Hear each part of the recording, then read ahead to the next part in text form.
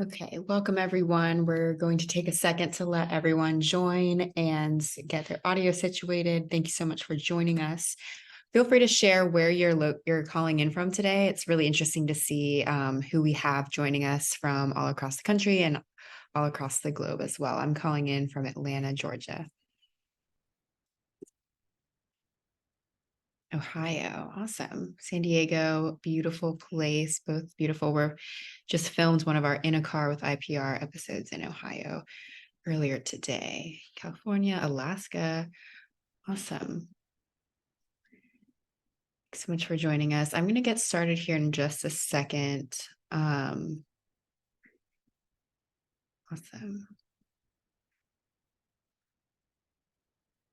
Okay, well, it is the top of the hour, and we like to be very prompt here at IPR. So so thank you all for joining us. My name is Brittany Higginbotham. I'm with the Institute for Public Relations as a communications and digital specialist. Today's webinar, we are going to be hearing from Dr. Paul Melendez on cultivating ethical leaders, and he's from the University of Arizona. I'm going to talk about him in just a moment, but I want to go over a few housekeeping rules. We encourage you all to ask questions in the Q&A box. We will be moderating that throughout the session and getting to a few of those audience questions. You can use the chat box at any time to leave comments and share resources. I know this is going to be a very engaging session. And then if you have any logistical questions or tech difficulties, please feel free to message myself or any IPR staff member, and we will help you with that. And last but not least, we are recording this webinar, and it will be on our website and YouTube channel within probably the end of the week for playback. So be sure to check that out.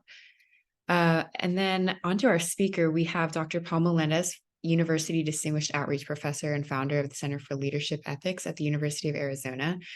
Paul has been with the Eller College of Management since 1996 and has earned his doctorate from the University of Arizona.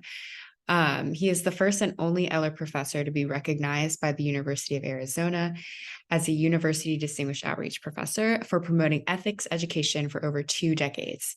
And as a professor in the Department of Management and Organization, he teaches courses in business ethics, organizational behavior, and international management. And he's authored Moral Problems in Management, an Objective Model of Analysis, which is published by McGraw-Hill, and we'll learn a bit more about that today. But that I could go on, but I won't. I'm going to hand it over to Paul to get our webinar started. Okay, well, thank you, Brittany. Can you hear me okay? Yes, perfect. Okay, perfect. Good afternoon, good evening to everyone that's joining here today. Really delighted to be here. I thought I would start out by sharing kind of an interesting interaction I just had with one of my students outside the hall here. And it reminded me of a good general rule that I think we would all probably agree to. The student pulled me aside as I was getting ready to walk down the hall and said, "Professor, I need to talk with you." They said, "We just had an exam and I missed it." And of course, what followed was a very long, very intricate, very detailed explanation. And I thought to myself, this seems a little strange. And it reminded me a little bit about the infamous Professor Bach at a university back on the East Coast. He was a chemistry professor, and he was very well known for giving exams that essentially had a couple of questions. And so he had a couple of his very top students, honor students, that had A's going into the final. These 2 students decided before the final on Monday they would go up north, do some party, and be able to get back in time to take their final exam. Well, they had a great time, a little too much fun, and decided, because they were really tired, not to drive back to campus and take their exam. They decided the professor will surely believe us because, of course, we're A students, we're honor students, we're good for it. So they drove back after the exam, went to the professor and told him, "Hey, we missed the exam. We're really sorry. We got a flat tire. Surely you understand, Professor." He said, "Sure, no problem. Come back tomorrow and I'll have you take the exam." So they studied all night, came back the next day. Professor says, "Okay, I want you to go to this room and you to go to this room." First question, 5 points, something on atomic matter. They thought, we have this in the bag. Flipped over the page to the second question, 95 points. Which tire? I love that story because it's really important to tell the truth because it's always much easier to recall what it is that happened. So I thought about this as the student was giving me this long, detailed explanation for having missed the class. That is not why we are here today, as Brittany said. We are here to talk a little bit about cultivating ethical leaders, what I've dubbed an analysis of moral problems and unethical behavior. What I'm going to share with you. Oh, there we go. Sorry. Very interesting, Brittany. Every time I advance my slide, I'm having my screen is blinking. Are you still there, Brittany? Yes, everything looks perfect on our end. Okay. Just let me know if you need anything. Yeah, let me go ahead. Boy, I've never seen anything like this before. I'm now blind. Let's see.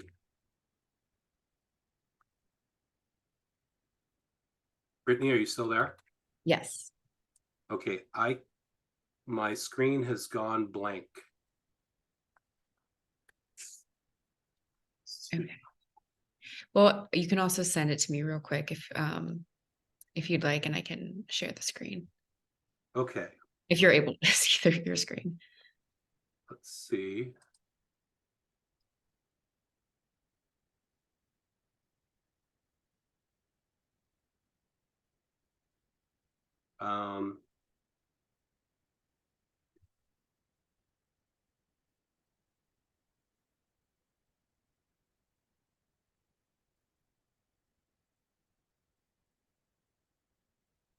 Okay, Brittany, I think I'm gonna have to go out and come right back in because I don't know if you can see in my camera the light flashing. Mm-hmm. Um, Yeah. there's something happening here, which has never happened. Okay, let me log out and come right back in. All right. Sounds good. Okay, sorry. No worries. Okay, just bear with us. I am the entertainment right now. We pause. Perfect. Okay, you are good to go. Okay, well, why don't we go to our next slide then, Brittany. Okay, thanks. And again, apologies to everyone. I'm sure, like a lot of you, I have used Zoom extensively over the last few years. This is the first time this has ever happened. So I'm going to have to kind of pick up the pace a little bit here. What I'd like to do today is talk to you a little bit about some of the more recent, kind of the latest ethical scandals, talk to you a little bit about the loss of trust, some of the root causes of unethical behavior, which may kind of address some of or part of Caesar's question that he asked earlier. Talk a little bit about moral problems in management, kind of share with you the objective model of analysis, and kind of give you a little window into how I use this on an everyday basis, not just with clients, but also with students in the classroom. Next slide, Brittany. So let's go ahead and launch our first poll question here, Brittany, if that's okay.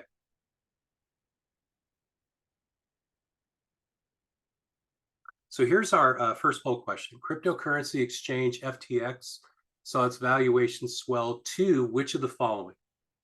You have 30 seconds. 32 million, 130 million, 32 billion, or 132 billion. All or none.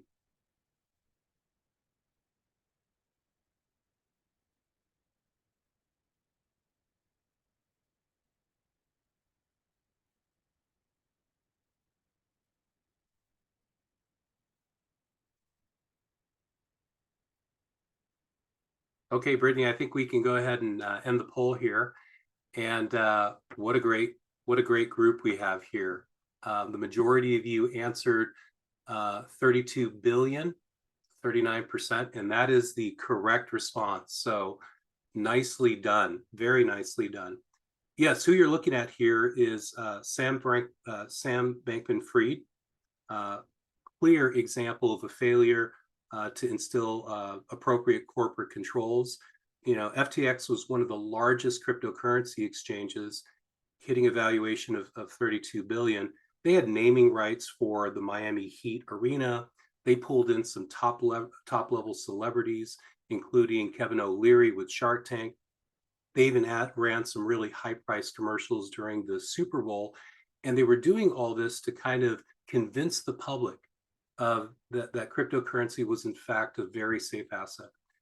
What we would later learn is that Sam Bankman-Fried had been siphoning funds from one business, FTX, to another called Alameda Research. And as soon as the general public and investors found out about this, they pooled their money. And incredibly, in a 6-day period, the company was bankrupt. And we have all seen Sam Bankman-Fried over the last few months,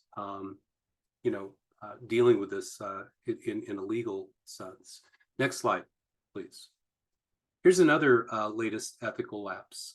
You're looking here at the French-based company Lafarge, and it not only bribed terrorist groups to secure contracts in Syria, but this company also engaged in a revenue sharing scheme with ISIS, all for large, contracts in these war-torn areas. The company ended up pleading guilty and has paid since then a $1 billion fine to the DOJ. Next slide, Brittany. And here's one that is very close to home here. This involves misconduct with off-channel communications. This includes essentially every big commercial bank, including B of A in the US, Barclays in England, and Deutsche Bank in Germany. And what was essentially discovered was that you had officials doing business with colleagues, with clients and competitors, using a variety of different apps, using Gmail, using WhatsApp, even Signal on their personal devices. And so this has obviously brought about some significant changes with commercial banking. In fact, I did a conference just about a month and a half, 2 months ago, and noticed for the first time that some of the banking officials there had 2 phones for safe measure. Next slide, Brittany. What this all means to us is that we are seeing a significant drop in trust. And by the way, this not only applies to the business sector, but also the government and the nonprofit sectors. And as you can see here from one of Gallup's most recent polls, that trust level has really dipped. In fact, only 21% of employees trust the leadership in their respective organizations. Next slide. I thought that you would all appreciate this visual, and I'm going to unpack this because I think it really can help all of us understand when there is an ethical scandal, what's at play. And this is something that forensic auditors have used for some time. I think it has real application here with our discussion today. Every crime essentially has these 3 factors, right? You have motivation, you have opportunity, and you have rationalization. Motivation in and of itself isn't a bad thing. It's simply a motivation to achieve a particular goal. Opportunity isn't a bad thing, right? In and of itself, it's kind of what meets that motivation at the door. Rationalization, however, is when we know that there's probably something wrong with what we're about to do, but yet we try to tell ourselves, that maybe it is okay. Maybe the situation is unfair. Maybe we're not hurting anyone. Maybe everyone else is doing it. And these root causes of unethical behavior, when you apply them to whether it's the FTX scandal, the Lafarge example, or some of the off-channel communications with the commercial banks, really can help us kind of understand some of those root causes of unethical behavior. Next slide. So after many, many, many years of not only teaching in the classroom, but working with professionals in a variety of different sectors, it dawned on me that there is inevitably a balancing act that both managers and leaders were engaging in, trying to balance essentially their financial performance with their social performance. And what I'd like to do is I'd like to try to explain that in a little bit more detail.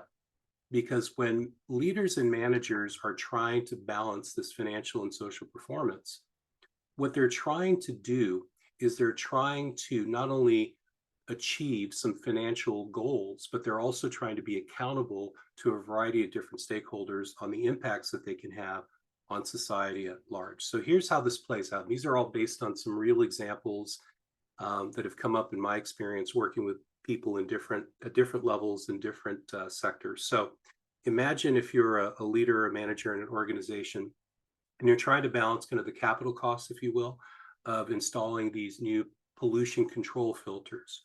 Or if you're a manager or leader in, let's say, a agricultural farm, and you're trying to balance the operating costs of raising chickens in an antibiotic-free, range-free environment. Or if you're trying to balance the labor cost of trying to institute safer work environments, or permitting breaks, or adequate housing if you're working in the garment industry. Look, whether we're talking about kind of capital, operational, or labor costs, these are real.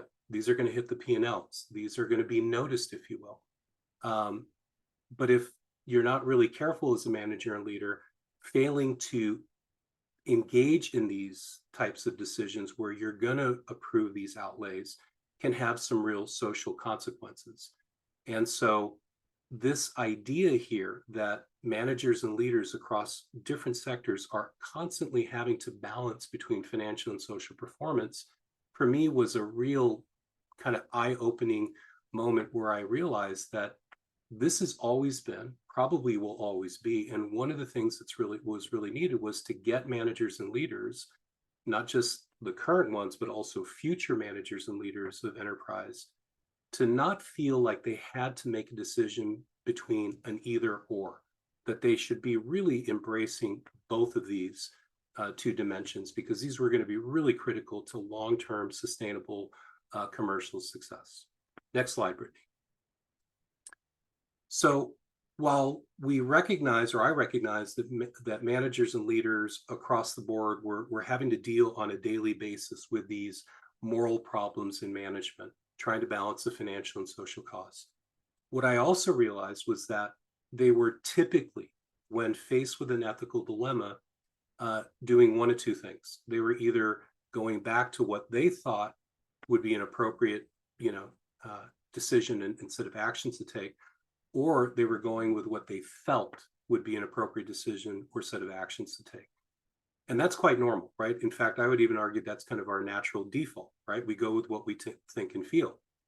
The problem with that, as I think we would all agree, is that that's highly subjective, right? If I'm looking at a potential ethical dilemma and we have 5 other people in the room, it's not a given that we're all going to see the same thing or see something at all. So the idea here is that when you're confronted with an ethical dilemma, if we're not careful with that default, going with what we think and feel, and recognizing that it's highly subjective, we may have a very difficult time from the onset just identifying the ethical dilemma, much less agreeing to what, if anything, we should do. So it got me thinking many, many years ago, over 20 years ago, what would be helpful to managers and leaders when they're in this situation, trying to push back on the subjective tendency of trying to resolve the issue. And this is where I really began to develop the model that you see here, which is an objective model of analysis. And Brittany, you can go ahead and click, I think it's 4 times to advance each of these components of the model. Perfect. So in a nutshell, and what I'm going to do here in a few subsequent slides is I'm going to kind of share with you what the subjective model of analysis looks like, and why I think it's really impactful when you're confronted with an ethical dilemma and you're trying to balance, if you will, the financial and social performance aspects. So the first step is to really just kind of identify your stakeholders, and I call this stakeholder interest. And I want you to think a little bit about this. When a stakeholder analysis is done, and it's done really, really, really well, it's based on inclusive considerations. It's not just about buyers and sellers. It's a much broader perspective that entails essentially everyone. And I have had, by the way, not only clients, but also very advanced students push back and say, hey, professor, isn't everyone technically a stakeholder? And I always respond to them. I said, yeah, there's a very possibility of that. And they say, well, so we're supposed to think about how these impacts are going to be affecting them for better or worse, if their rights are going to be recognized or denied. And I always push back and say, yes, never said that being ethical or doing the right thing was going to be expedient. So it does take some time. So the first step in the model is to engage in a stakeholder interest consideration, right? Based on inclusive considerations. Then we go to economic outcomes, right? Determining the net benefits and balance and net benefits over costs for the full society. And at the very heart of economic outcomes or an economic consideration is this very important idea that it's all based on impersonal market forces. It draws significantly on economic thought. It is trying to find a way to achieve, what is ahead of you from a financial standpoint, but trying to balance this not just for the short term, but also for the long term, which can be very, very difficult for organizations given the pressures that they're all experiencing, whether it be on a quarterly or on an annual basis. After you've done the stakeholder interest and you've looked at kind of the economic outcomes, you want to look at the legal requirements. And legal requirements are based on these impartial processes that we have in society, through our courts and through our laws. And this requires that we review these laws adopted by members of society that regulate the behavior of those members of society. And then finally, you want to engage in kind of an ethical analysis or the ethical duties. And these are based on these indelible universal principles that really should apply to everyone, no matter what country you're in, no matter what culture you're operating in. We're really trying to kind of take the high ground here. And when you engage in this type of ethical analysis or these ethical duties, you're ultimately evaluating the obligations owed by members of society to other members of that society. Now, I've had people ask before, this is a really nice model here. Why isn't ethics at the very top? Why is it configured this way? And do you have to follow these different steps of the objective model of analysis when you're in an ethical dilemma in this very fashion? And I always tell people, you can go ahead and put the ethical duties, aspect at the top of the pyramid, or you can look at it the way I do, which is that it's your foundation, if you will, right? It's your base. You can certainly start, with economic outcomes if you want, and then hop over to ethical duties, look at stakeholder and legal requirements. That's perfectly fine. My argument is that you want to, when you are confronting an ethical dilemma, you want to look at all of these different components. Because far too often, if you think a little bit about history, whether it's recent or past history, organizations, businesses have made decisions purely based on economic outcomes. What's in the best interest of shareholders, in the next quarter. They've made decisions solely based on the legal requirement, right? Not all situations that we face in organizational life have a law that's specific to that circumstance. And corporate lawyers and others might say, look, well, there's no law, there's no case law, there's nothing pending. So, depending on the leadership and the management, they may have more of an appetite than others to maybe kind of push onwards. So my argument here is that when you have an ethical dilemma and you acknowledge that there are these really important components that you really want to consider before you take any actions or make any decisions, this type of analysis, these types of components are not going to be a silver bullet, but they're probably going to give you the very best possibility of ending up with a decision and an action that you're going to be able to gain some consensus around, right? Because rarely do managers and leaders, when they're in the middle of an ethical dilemma, can they solve it on their own? They're going to need people. And it's much easier to get people to agree, if you will. Doesn't mean perfect agreement. I mean consensus around this, because these considerations are very, very holistic and really kind of examine potential ethical dilemmas from a number of different dimensions. Next slide, Brittany. So what I'd like to do here is unpack each of these components a little bit more and give you a little bit of a sense of what's really at stake. Why is this important in this model?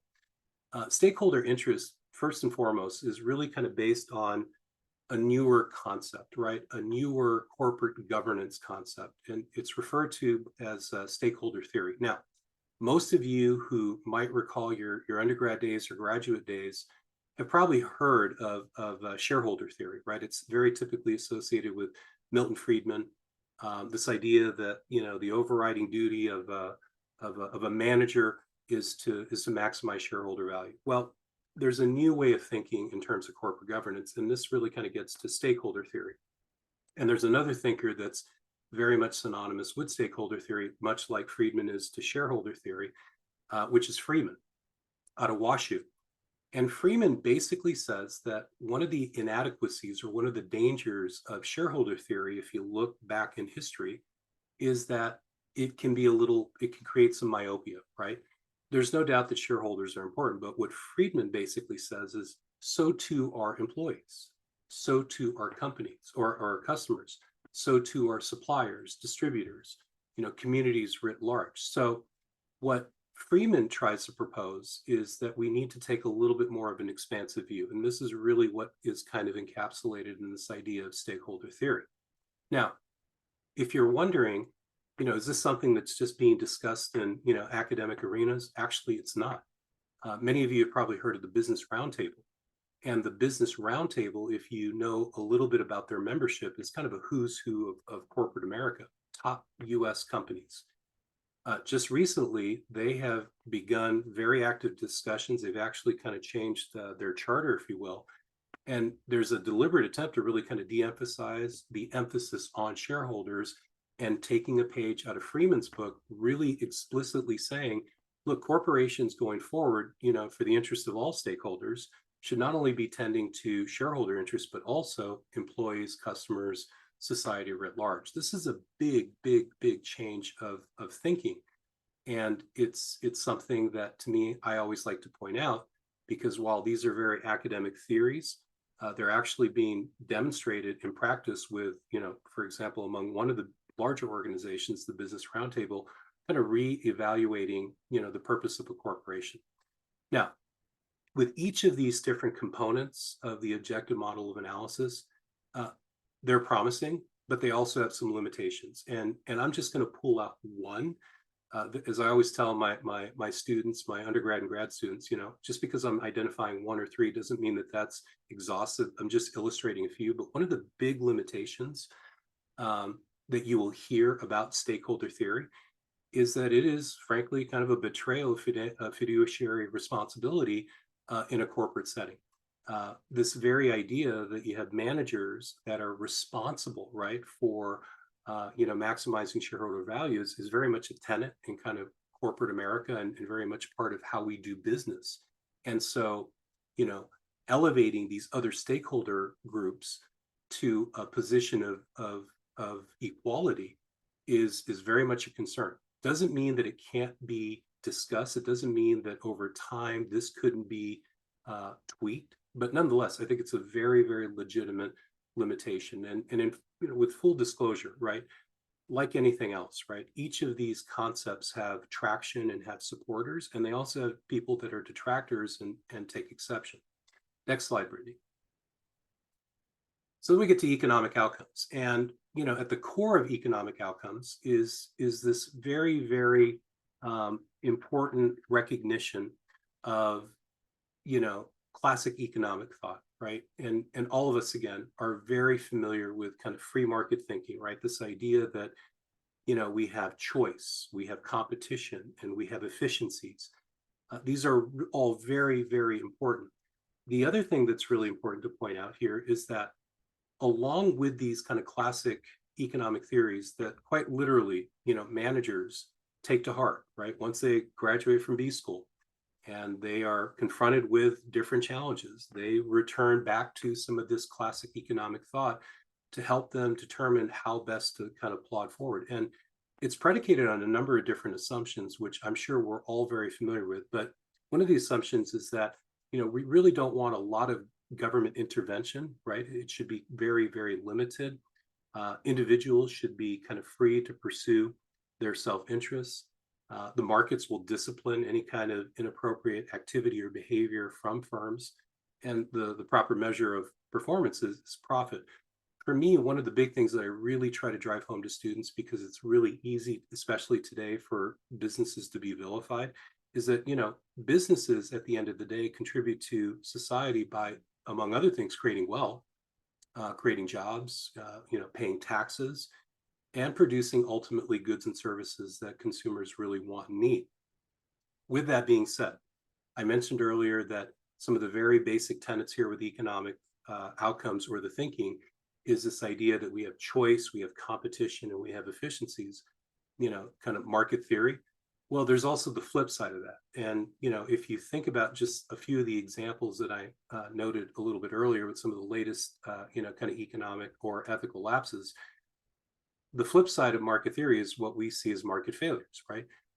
When you have the largest crypto exchange, right, that is essentially collapsed, right? That to me is a market failure. And that market failure has real consequences, right? Consequences that are going to now create real questions from regulators and many people in the investment community about what is the role of cryptocurrency today. What is the role of government, right? Is this a commodity, right? What assurances, if any, should people that invest in this type of in this cryptocurrency, should they expect from regulators, from the SEC? What is certain to me is that after this whole FTX scandal kind of broke, and there were many people that lost incredible amounts of money, is they began to ask questions: where was the government, right? Where was the SEC? Where was the DOJ? And when these market failures occur, it reminds me very often, and I'm very much a pro-market type of person, but we're very fickle, right?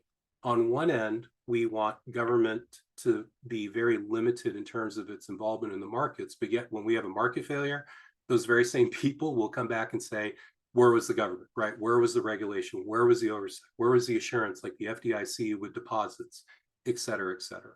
Next slide, Brittany. With the legal requirements, this is all about the social contract. Now, what would we do in kind of an ideal state of nature, right? What kind of rules would we agree to, or would we kind of surrender to? Our legal system, while imperfect, I would still argue is one of the finest, comparatively speaking, if you look at other countries and other cultures. At the end of the day, what I always like to remind people of is that if we, the people, want to change laws, we have that capacity in this country, and as part of our legal culture and tradition. We have that ability to organize, put pressures on, whether it's our elected officials or administrative officials. People can and do change laws. We've seen this happen time and time again, especially as of late. Ultimately, when you look at the laws as they apply to business, the laws are established not so much to determine what's ethical or unethical, as much as to kind of create kind of a fair environment, right? A marketplace. But when you look at laws that actually govern business activity, and it doesn't matter what sector you're in, there are laws that are very specific, that very specifically talk to the regulation of competition, the protection of consumers, the promotion of equity, preservation of natural resources, which today, with many discussions about ESG, which is a very hot topic, which we are all in business schools feeling more and more of an urgency to address with our kind of future business leaders. And of course, we have laws that encourage ethical conduct. Those are kind of the general areas that laws apply to business. And while our legal system is not perfect, and I said earlier, it's one that I really do believe in, I will tell you, just like with economic outcomes and just like with stakeholder interests, there's real limitations with our legal system.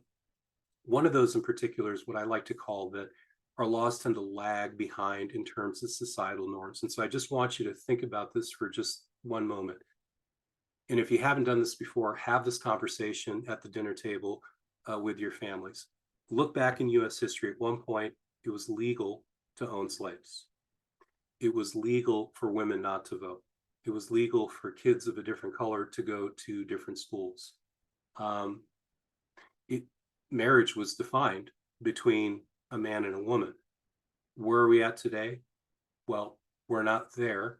Things have changed, but that's because our laws tend to lag behind societal norms. This is really important for all of us to remember and understand that, justice takes time. And and and that can be very frustrating. And it can also be very important for the assurance of justice. Um, right now, if you think about what's happening with some of our big tech companies, right?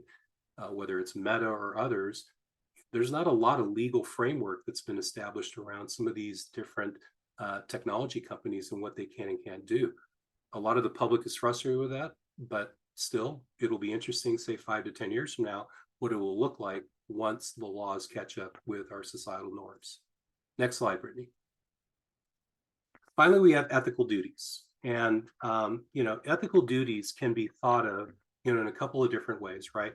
I always like to start out with kind of the very practical guidelines, which I think all of us have probably grown up with in one way, shape, or form. Things like the golden rule, right? I'm sure all of us, if you think about it, were taught by our parents or our families, the golden rule, do unto others as, you would have done unto you. Public disclosure, would you want yourself to be on the front page, right? I'm dating myself a little bit here with a reference to a newspaper or maybe a social media post for having done something unethical. Typically, that has a very strong impact on people that care about how they're viewed or perceived by others, their colleagues or peers. And then just kind of a universal principle, right? If you're about to do something, would it be okay for everyone to do this across the board without any exception? That is a way of really kind of regulating us and thinking a little bit about our own self-interest and what that would mean if everybody did the very same thing. These practical guidelines are really important, but it's also important to get into some of the classic schools of philosophic thought.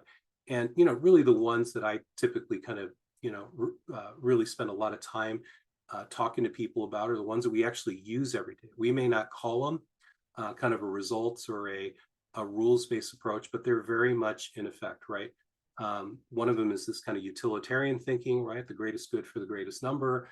And the other is kind of more of a rules-based approach, right? Where the means, if you will, justify the ends.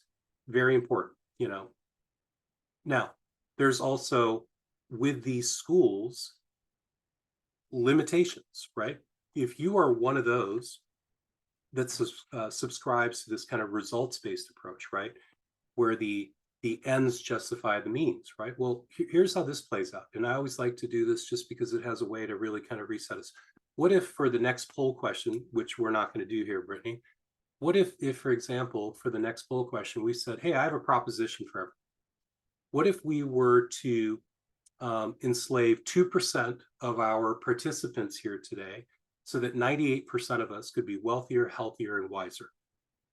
Now, if we were just to look at this, from that standpoint, wow, 98% of us can be wealthier, healthier, and wiser when we only have to enslave 2%.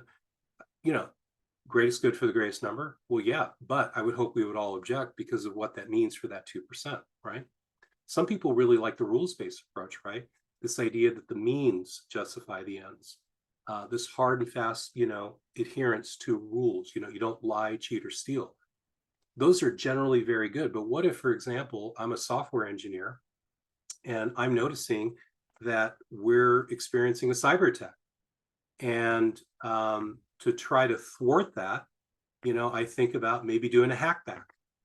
Well, by doing that, I can maybe try to prevent all of our systems from being taken down and huge loss and not just in terms of real dollars and cents, but also productivity. But the problem is that would be breaking a rule, and that is that you can't hack back under any circumstances. So I don't do anything, and they're able to successfully do a cyber attack, and our systems go down, and we lose huge amounts of money and productivity, and we're down. Yeah, I may have followed the rule of not hacking back, but many people would say, was that the best decision, right?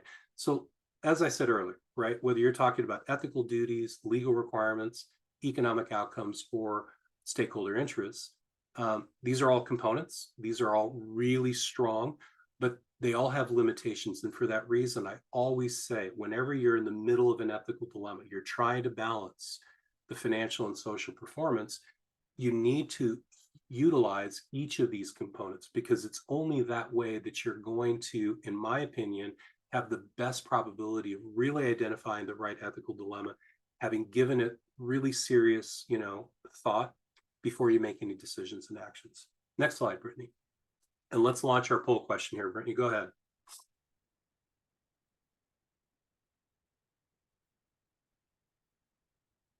Okay, so here's our second poll question. According to McKinsey, which of the following was the hottest technology trend in 2023? Wow, you can just shut this thing down right now. Look at that. I mean, 2 for 2 with our group here.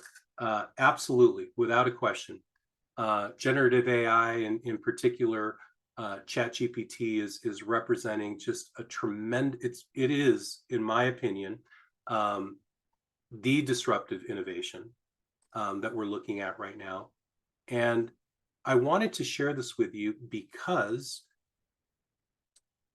this morning or this afternoon, we started out with a discussion about, look, we have lots of ethical dilemmas that are occurring on a daily basis, unfortunately, whether it's a business, government, or nonprofit. We can do a root cause analysis, which is really important to kind of understand those drivers. Ultimately, though, what we have to ask is how can we, going forward, equip our managers and leaders with a way to find the proper balance between financial and social performance. You need to do both. Trying to get away from the subjective way of what you think and feel to work your way through a problem, trying to embrace this idea of an objective model of analysis with all these critical components, even with some of their individual shortcomings. So here's a great topic right now, which is obviously a very hot trend, but that has some really deep implications. I like to refer to it as kind of deep learning with deep implications. So let's go to advance to the next slide. And I only have a couple more items, and then I'd love to be able to take a few questions here. In a couple weeks, here on the beautiful campus of the University of Arizona in Tucson, we're going to be hosting our 21st annual Collegiate Ethics Case Competition. I started this 21 years ago. I, in fact, teach professors not only how to teach business ethics courses, but also teach them how to use the case-based model to help with good critical thinking using my objective model of analysis. And so what we're doing here in a couple of weeks is we're bringing 25 top business schools from Canada, the US, and Mexico, public, private, big and small. And the reason why this is the biggest ethics case competition in the world is because it's unique. You see, every year I write a new case, so they can't go to the Harvard Business Review and pull the teaching notes and be prepared. I write a new case, which is timely. It usually hits an area that's really just kind of, it's upon us, if you will, at a societal level. So I write a case. This year, the case was on ChatGPT. And then I assign the students, interestingly enough, a unique identity and a particular audience. So this year, the case that I wrote on ChatGPT asked the students to assume the identity of it's actually from last year's competition, but asked them to assume the identity of a management consultant, and their actual audience is a private equity firm. And so what the private equity firm is asking their consultants to do is to examine, right, and evaluate and present a series of recommendations on how generative AI, ChatGPT, and some of the others are going to be impacting the healthcare sector. And you all know that the healthcare sector is very complex, meaning healthcare sector can include everything from pharmaceuticals to insurance to mental health, even hospital administration. Is this kind of a new thing? Is this happening? Very much so. So what the students have been asked to do is essentially use, next slide, please, Brittany. They have been asked to use this objective model of analysis to look at the healthcare sector, look at generative AI, what are the impacts, and think a little bit about the stakeholders involved. Think a little bit about the economic outcomes. Think about the legal requirements. think about the ethical duties. The questions that we like to ask the students involve, for example, like, who are the top stakeholders when we're thinking about generative AI, in particular in one of these healthcare sectors? In these healthcare sectors, which one presents the greatest economic potential windfall? Many of you would probably agree pharmaceuticals is certainly one of the areas because of what, generative AI can do in terms of accelerating, the whole discovery of new pharmaceuticals. What are the legal requirements or implications, right? HIPAA clearly applies, but HIPAA also is not going to speak very specifically to generative AI. Now, issues of privacy are important, but there's a lot of gray area, which in a legal context can be highly problematic for some or a great opportunity for others to proceed. And then, of course, the ethical duties, right?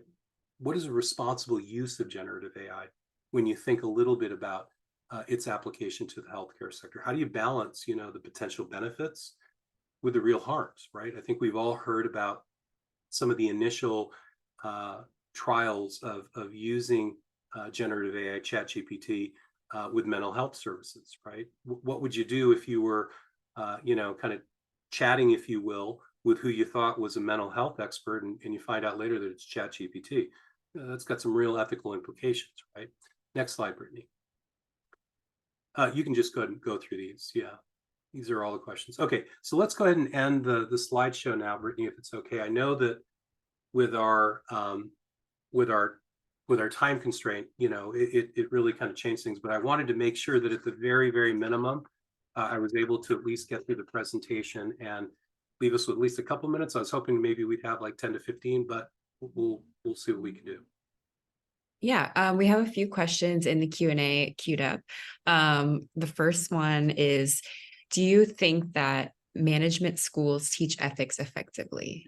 Oh, so this is actually a big discussion we're having right now here in Eller. So my belief is a business school has a responsibility to teach business ethics. It's not a given that every business school is doing that. Now, some business schools will outsource this to other departments, like a department of philosophy. Many people at face value would say, hey, that's great, check the box. For me personally, I feel like a business school has an actual responsibility to take the lead with teaching a business ethics course, because having a philosopher teach a course on ethics and having a person like me, a management faculty, teaching ethics are two very different things, right? I'm going to be heavily, heavily, heavily invested in anchoring the theory with the practice, specifically how this plays out if you're an accounting professional, if you're in marketing, right? If you're an MIS. You can't expect a philosophy professor to do that, right? Just like I'm not going to go much deeper than kind of a superficial level on classic schools of philosophic thought. That's not where my training is. So I think that business schools have a responsibility, but that responsibility should be actually teaching the courses themselves. Yeah, someone in the chat said they had a philosopher teach ethics, and there was no way that they'd have those conversations in the workplace. Right. I mean, how could you expect a philosophy professor to get into the ethical questions surrounding antitrust? It just wouldn't be fair, right? So, point well taken, right? Yeah. Another one is the Business Roundtable was widely criticized for purpose washing by observers who believed that they were saying the right things, but not ready to back them up with action. Shareholders thought it was an attempt to disempower them. How much of an effect do you think that the 2019 Business Roundtable statement has actually had since it was publicized? It's a very good question. I believe that it was gaining momentum, not just because the timing is important, right? The timing was just before COVID. When we had COVID and the George Floyd murder, the sense of expectations by stakeholders of businesses really pitched. So I would say a couple of years ago, there was a lot more attraction. There was a lot of pressure being placed on US businesses. And in fact, they followed suit. Anitra and I have had some conversations about what's currently going on right now where we're seeing kind of we're going back, meaning a lot of US corporations made huge investments on kind of bolstering their diversity, equity, and inclusion programs. What are we seeing now? They're unraveling it, right? A couple of years ago, environmental social governance was um, a huge point of discussion. Many companies were trying to prepare themselves, if you will, for the audits that would soon follow. As of the last year, right, as the ink is still drying, we're beginning to see some of the unraveling. And that's largely because, although it's kind of beyond the scope of our webinar today, I think at a societal level, unfortunately, we are being pulled. There are extremes, I think, that are really pulling us. I happen to believe that the majority of people are still somewhat in the middle, but because of the pulling factors that we're seeing, a lot of people believe that you got to do an either or. I still feel like the majority of people are in the middle. I don't think there's any question, though, that today the traction or the interest or the support of ESG has definitely waned. Just like with diversity, equity, and inclusion programs, it's waned. So too has this push for kind of broader stakeholder considerations. But I think that the concerns by shareholders, I think that's going to be the weakest of the three. I think that there's a lot of very good reasons, empirical reasons, why businesses want to really try to tend to stakeholder interests, because it's just good business. You know, some people would say it's good PR. Others would say, actually, no, it's good business. I happen to believe it's good business. I think that wraps up the Q&A portion. But we're going to share this recording, everyone, on our website and YouTube channel after by the end of the week. And I'm sure that if you have other questions or thoughts, Paul would be totally open to hearing that. Sorry, Yeah, speak for you, absolutely. but I think that you would. But I really appreciate you all joining us. And Paul, thank you so much for leading this. I think this is, as everyone has been saying in the chat, a really great presentation and discussion on ethics, and one that we're all needing continuous education on. And so please save your questions, email us or Paul if you'd like to follow up. And lastly, I wanted to share another interesting and impactful conversation happening tomorrow, our Diversity in the PR Classroom series. It's going to be a special episode. It's not recorded, but it's all on the legislative decisions that are kind of impacting the classroom and the curriculum. And it does very much tie into ethical questions for our industry and the future leaders in PR. So please check that out. I just dropped a link. But Paul, thank you again so much. And I hope you all have a wonderful day. Yeah, and again, apologies for the technical issues. We'll try to do a kind of a root cause in that. I can stay back for about 5 minutes. You can end the recording if some of the participants would like to stay on and maybe just ask a few questions. I'm happy to stay on for another 5 minutes if you'd like. You can end the recording. That's good.